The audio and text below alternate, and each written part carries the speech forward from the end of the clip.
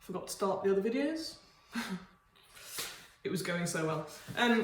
Okay, so I'm going to go through the homework from yesterday and then go through some solutions with you. And I'm going to talk about why we're feeling stiff, what we can do about that, and then do a practical where we're looking at posture analysis and some little exercises for you to do following on from what I talk about. And then we'll do some homework again later. Morning Shirley, morning Catherine, Katie. You see, I'm going to interact now. I'm getting on it. So, summary of what people said about the barriers to movement. So whether it's a practical, logistical, emotional barrier. Motivation or lack of motivation came up quite a lot.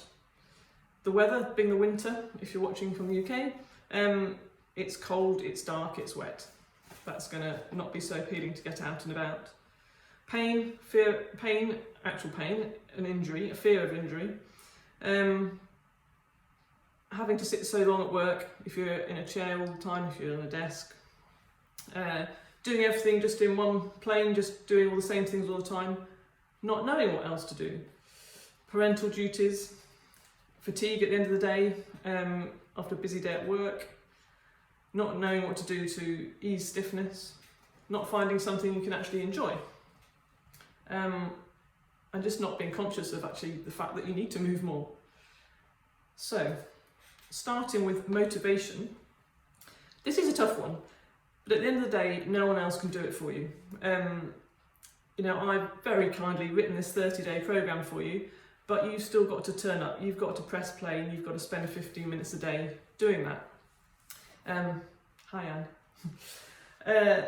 So, you know, you can lead a horse to water and all that, but you've actually got to do it at the end of the day.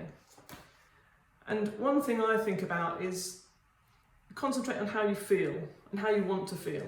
So if you can think back to, so for the minute that you're feeling stiff, you're feeling demotivated, you can't find anything you like, or whatever you try, it just hurts. I'm going to go on to later things you can do. So if you don't know what to do, I'll deal with that later. But if it's just that you're not motivated, think about when you felt good and what it would be like to feel good again. And if you've got a photo of yourself when you felt good, I don't mean, oh, look, I look amazing there. Remember how you felt in that photo or that time, and put it up in your kitchen, in your bedroom. And just remind yourself of that feeling. Because I think that's the biggest factor for me, is just getting back to that feeling of feeling good and moving well. And you've just got to take the first step, basically. It is hard. You know, we don't necessarily want to go to work every day, but you have to do it. You don't necessarily want to feed your kids, but apparently you have to. And so we do these things for other people, and you've got to start thinking about self-care and doing things for yourself. Yeah, as I say, not every day you're going to want to do it, but most of the time, when you've done this stuff, when you've got up, you've moved, you've got out, you feel so much better for it. And you've got to remember that. Just take that first step, get out the door, get up off your backside, move your position. You will thank yourself for it. Be your own best friend.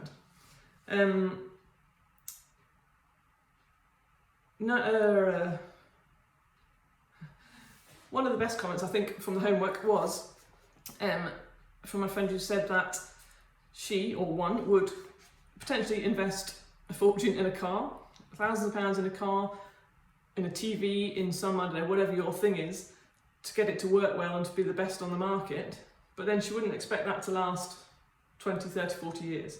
Whereas she is coming up to the ripe old age of 40, imagine, and she wants her body to last for another 20, 30, 40 years. She wants to still be able to cycle, to run, to jump, to swim, to climb. And so she's got to invest in herself, in her body. She's got to invest that time, that money, that she wouldn't expect these other things to last. So we need to invest in ourselves. If you have a dog, you take it out for a walk twice a day, I'm sure you do. Whether you want to or not, whether it's lashing down with rain, freezing cold, you're really tired, you're fed up, you have to take that dog out. Take yourself out. Imagine you've got a dog, take it for a walk. Habit stacking. I've stolen this from the girls at Max Kinetics. So thanks, ladies.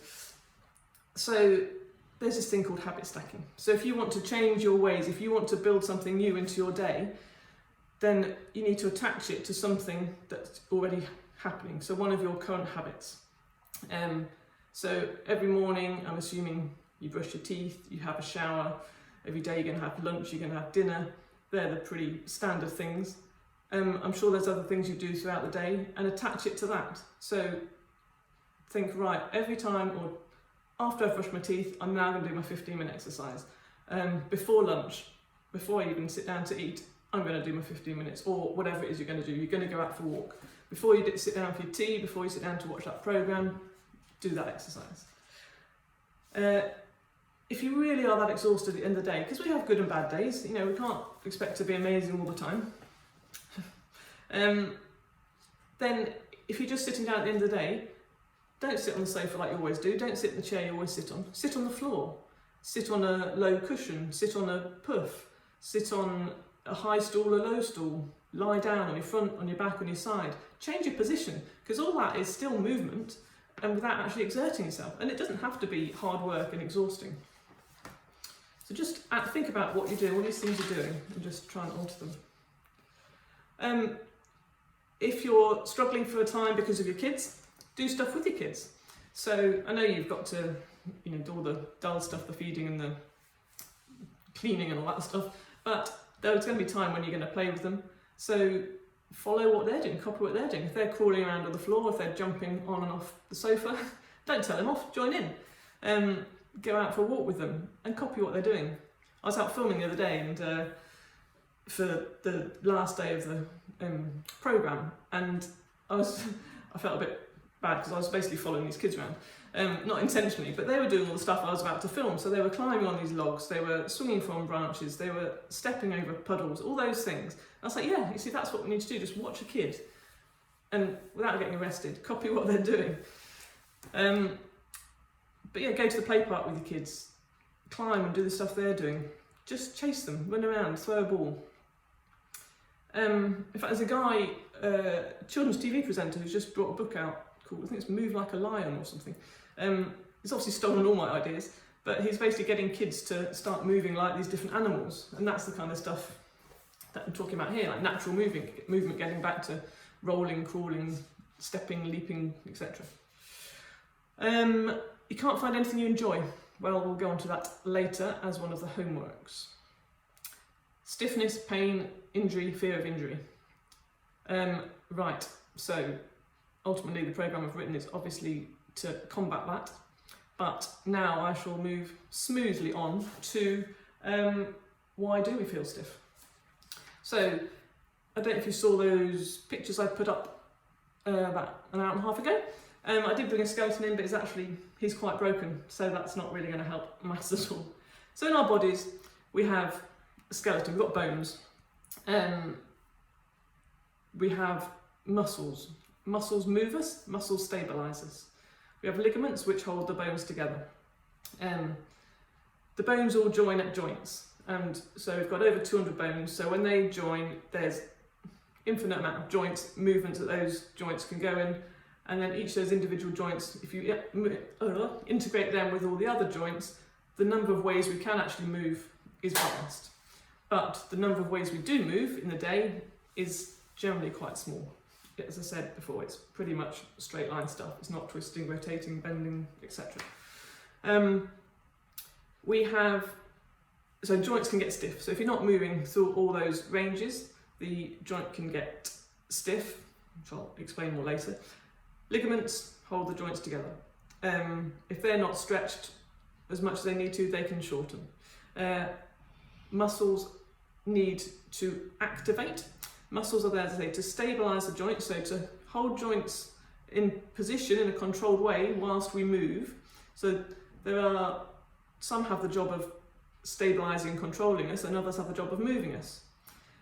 If the muscles that are meant to stabilise and control us can't switch on for whatever reason, you've had an injury, they've just become lazy, for whatever reason you've got faulty movement patterns, they become lazy, so the moving muscles come in, so the supply teachers come in. So a history teacher comes to take a geography lesson. They may be a great history teacher, but they don't know much about geography. So they do a job, but it's not the best. So therefore, your movement isn't as optimal. You might not have that range that you need. Muscles can also go into spasm, which you won't be aware of it. It's subclinical spasm, so it's just it's contraction. So the muscle fibers cross over and then stay together and don't relax. So they're just doing a excessive job really of controlling you. So they're holding you still, but you don't need to be held still. You need to be able to held in control as the joint moves. So instead of just stretching, because lots of us just stretch because we're told to, or because it feels like we should do because we feel stiff or we feel tight, I'm going to stretch. Those muscles are in spasm for a reason. They're holding on because the stabilizers aren't firing correctly, because the right teacher isn't there to do the job. So they're just holding on for dear life. If you stretch them, if you take them away, there's no teacher there to take the class. There's no muscle there to do the job. So then they're just going to tighten again. And just get tighter because they obviously weren't doing a good enough job in the first place. So then you're just going to get stiffer. So actually, what you need to do is wake up the right muscles. You need to bring the history teacher back in, whichever way around it was. I've confused myself now. So you need to wake up the right muscles to do the right job, so then the others can switch off. The geography teacher can go away then and do geography, and then you can move yourself properly. So don't just stretch. Because the muscles will tighten up again, probably, and you won't have that control that you need. We have nerves throughout our body. They come from our brain, they come down, they spread throughout the body like a web, basically we need nerves to send messages to our muscles of how much to contract, when to contract.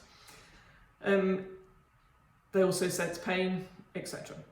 And where they tell the body where we are in the brain, where we are in space.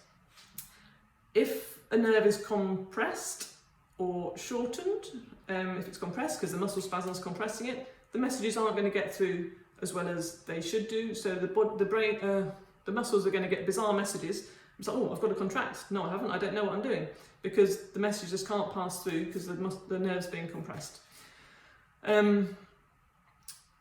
Lymph. Now, lymph is a big thing which is often neglected or not known about. So you've probably heard of, oh, my lymph glands are up. If you've got a sore throat, you go to the doctor, they'll feel under your jaw, oh yeah, your glands are up. Well, actually, we've got lymph glands throughout the whole body. We've got hundreds of them. They're all in clusters. The job of the lymph is to get rid of the gunk, the toxins, the bad stuff out of our body, and get rid of it, flush it out, because otherwise the toxins are bad for us.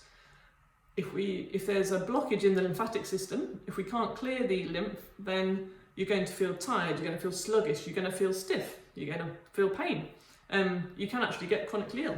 Or if you are chronically ill, then I suspect you have a lymphatic flow problem as well. So things that move lymph are movement and breathing. So moving yourself, but also moving the lymph by brushing, tapping, rubbing these various clusters of lymph nodes throughout the body. So I'll do a practical on that. If we've got time, it'll be today, if not, it'll be tomorrow. It's just a really simple technique, and it's really good. It just helps revitalise you, gets things going. As I say, it can reduce stiffness. Also, one aside, if your lymph isn't flowing as it should do, then if you're struggling to lose weight, this isn't the only thing that's going to help you lose weight, obviously, but if you think you're doing all the right things and you've got some stubborn fat that won't go, then your body holds on to fat if your lymphatic system isn't working. If you've still got toxins in your body, it's going to make you really ill. So the fat is there to protect your body. So until you get those toxins being flushed out, your body's going to hang on to a certain amount of fat. Obviously, you still need to eat the right food and do the right amount of exercise, but that is an aside. Nerves, lymph, muscles, joints. Right, okay, I think that's covered those bits. Okay, so stand yourselves up. There are quite a few people who were talking about stiffness and obviously limiting their ability to do things, and they don't know what to do about it. Hips are a common place where we feel stiff. Need to get so you can actually see me. in it, so you know all of me. Hey ho, every clown. Hopefully you still hear me. Right, so people say that they're stiff and feel stiff and they're going to stretch things out. As I said, it's possibly that your muscles are overworking, they're hanging on for dear life because something else isn't doing the job. If you're feeling stiff around your hips, or if you're getting problems with muscles down in your feet, it could well be that your posture is not right. You haven't found that sweet spot of where you're standing, and the wrong muscles are having to do the job and work excessively to hold you there. So, standing yourself up, I just want you to think about your posture. So just stand on the spot and think about where you are, as in, where is your pelvis? So, are your feet relaxed? I'm sorry you can't see all of me, but the camera won't get me. So, are your feet gripping the ground? Are your thighs gripping tightly? Is your pelvis forwards? So is your pelvis swaying forwards of your midline? And therefore, if your pelvis is forwards, you're going to be overstretching, overworking the muscles at the front of your hips there. Your quads are going to be hanging on, you'll be gripping with your feet, your calves will probably be hanging on and feeling tight. So standing like that, to me, is really not comfortable, it's not relaxed at all. So this constant tension, if you're like that all the time, they're just going to be overworking. And then you're going to think, oh, the front of my hips are stiff, I need to stretch them out. So well, actually, they're already overstretched because you stand like that all the time. So in fact, you need to just think about bringing your pelvis back. So it's just a simple thing. You've gone from there, toes are gripping, calves are gripping, quads are gripping, overstretching there, compressing the spine. Just bring your pelvis back and find that sweet spot. Shift your weight side to side as well. Find where that's nice, even weight bearing in your feet. And in that position, you should be able to relax your feet, relax your quads. And that should fit, and then your back the pressure should be off. You should just be like, oh, actually, that's really easy. Conversely, if your bum's back, if your weight's back and you're having to arch your back all the time, your stomach muscles are going to be lengthened. You're going to be compressing your spine together there. So again, just try and relax, drop your bottom down, bring that pelvis forward slightly. And think about your ribs. Where are your ribs? Are they shunted forwards? Are they coming too far back? So once you've sorted your pelvis out, then just shift those ribs forwards and back. You ideally want your centre of gravity to be going down to shoulder, hip, knee, front of the ankle. So just move around, see how that feels. Now have a little walk up and down. So, how do you walk? You may not be able to see yourself in the mirror, but you haven't got a camera. Basically, we should be able, I'm going to exaggerate it, when we walk, you should be able to dissociate your ribs and pelvis. So you should get this rotation around your ribs and pelvis. If when you're walking, you're just walking like this, your arms are stiff, your ribs are stiff, there's nothing going on around here, then think about the contraction, think about the muscles are contracting constantly just to hold you like that. You've got so many nerves coming out of your back through your abdomen, and if they're just being compressed and kept still all the time, you're going to feel stiff. You're going to feel stiff when the muscles working all the time. The nerves are going to get stiff because they're being compressed. You're not going to get the movement. They're not going to be able to lengthen as they should do when you're moving. The messages aren't going to be able to get down to the limbs to tell the muscles to contract. You're going to be hurting. So, simple test. Hands on your ribs. Can you rotate your pelvis? Can you rotate your pelvis clockwise and anti-clockwise? So your headlights now have moved down to the front of your pelvis. And can they shift side to side whilst your ribs stay still or move in the opposite direction? So what we don't want is for everything to be, don't want everything to be moving together. You want it to be going in opposite directions. Those of you who come to see me on a regular basis, you'll be nailing this. I give it to you all the time. Those new to me, give it a go.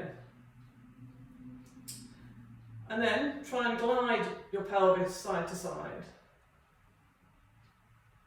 So again, you have to try and keep your ribs still, glide your pelvis, you're trying to get horizontal movement, you're not tipping.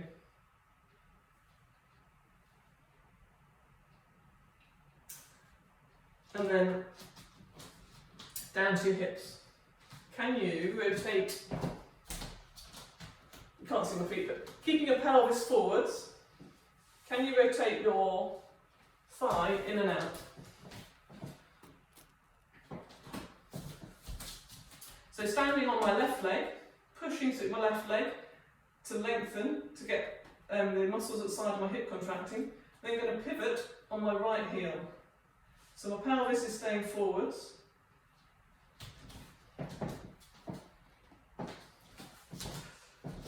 Pelvis is staying forwards, but it's my thigh that's rotating. The foot obviously follows because hopefully they are attached. Switch sides. Can you rotate that side?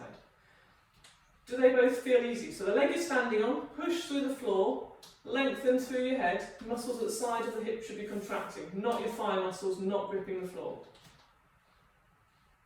Rotating side to side. Now if your hip muscles aren't firing as they should do, if the supply teachers are in, then this may well feel stiff and a bit hard to do, a bit kind of ratchety. And one side might feel a lot harder than the other. So a simple exercise you can do whilst waiting for the kettle to boil, whatever you do, you can get up off your backside and just do it whilst you're working. It's just going to wake up the muscles in the hip, which should then relax the other ones that are possibly holding on to keep you stiff. So just to recap, we've got the pelvic rotation, we've got the pelvic lateral glide, we've got the hip rotation whilst the pelvis stays still, and then we've just got the posture, so just shifting your pelvis to that sweet spot where your feet are relaxed, your thighs are relaxed, your ribs are in the right place. Okay. Hopefully that brought up a few things with you. So, oh yes, actually, I am quite stiff there. That could explain X, Y, and Z. So very simple, not exhausting things to do, but really worth it, and you'll reap the rewards. Right. Next. What are we on? Okay. I'm going to do lymph practical tomorrow because I want to spend a bit more time on that. But what I want to do now is talk about what you enjoy or don't enjoy. So where are you at the moment? What are you doing physically at the minute? Some of you I know already do sport. Some of you are desperate to do sport but you can't at the moment. And some of you hate sport, hate gyms, and are still just looking for something to keep you active, to keep you occupied physically and physically healthy. So if you're struggling to find something that you like, then I want you to think about what it is you want from this activity. So, do you enjoy being with other people? Do you enjoy being on your own? Are you sick of being with other people all day? You just want to be on your own? Do you want to get stronger, faster, or do you just want to move better? Do you want to just enjoy being out? Do you want to enjoy nature, enjoy being in the great outdoors? What did you used to, if you're not doing anything you enjoy at the minute, what have you done in the past that you used to enjoy? What was it about that you enjoyed? Was it any of those things I've just said, or was it something completely different? And what are you doing now, if anything, and why aren't you doing those things that you were enjoying? What is it that's been stopping you, which may tie into the things we did last night? Because it may be that actually you've been looking in the wrong place. So if you hate competition, you hate, the pressure on yourself is just too much, pressure on yourself, the pressure from the team, then perhaps you shouldn't be doing competitive sport. if you just hate running, if you need some other people, if you need some distraction, some teammates, then either join a team for something, or if you don't like sport, get a friend to come out with you. Mix up your run, mix up your walk. So as I went through yesterday, when you go on a walk, you don't just need to walk in a straight line. If you start looking around you, there's loads of obstacles, there's loads of things you can do. Yes, you can chat, of course you can, but don't just walk in a straight line. Walk round the bollards, step over things, go under things, hang on things, run a little bit, run to that next thing. You may not be a runner, it doesn't matter, you can pick up the pace, brisk walk. Step over that puddle. So just, oh, I've got some more comments. Yeah, sorry, lost my train of thought there. So you just think about what you like, what you used to like doing, what you are missing now, and therefore what things you would like, and if you can think of something where you could get that. If not, just put in your messages what you like, and I shall see if I can come up with some ideas for it. Certainly at home, if you can't get out, there's different ways of moving. Like I said, sit on the floor, sit on a different chair, lie down, sit on a cushion. Change your position in front of the TV. Don't always sit in that chair on the right hand side, sit on the left hand side. When you're going up and down stairs, think about going up over your hips. Don't just be sinking down and plodding up the stairs. Think about standing tall, think about that pelvic posture that I've just mentioned. Right. Morning people, morning Claire. Thanks for the analogies, yeah. Colleen, yeah, tighter on one side, a lot more on the other. So, my video appears to have disappeared. I don't think you can still hear me. I suspect it's my internet connection. It's doing so well. Okay, right, if you are still there and you can still hear me, then have a go at that homework, message me as you did yesterday, and I shall see you back here tomorrow at 9:30 for some lymph stuff and to go through what we've done for homework today. Thanks for joining me, and see you tomorrow.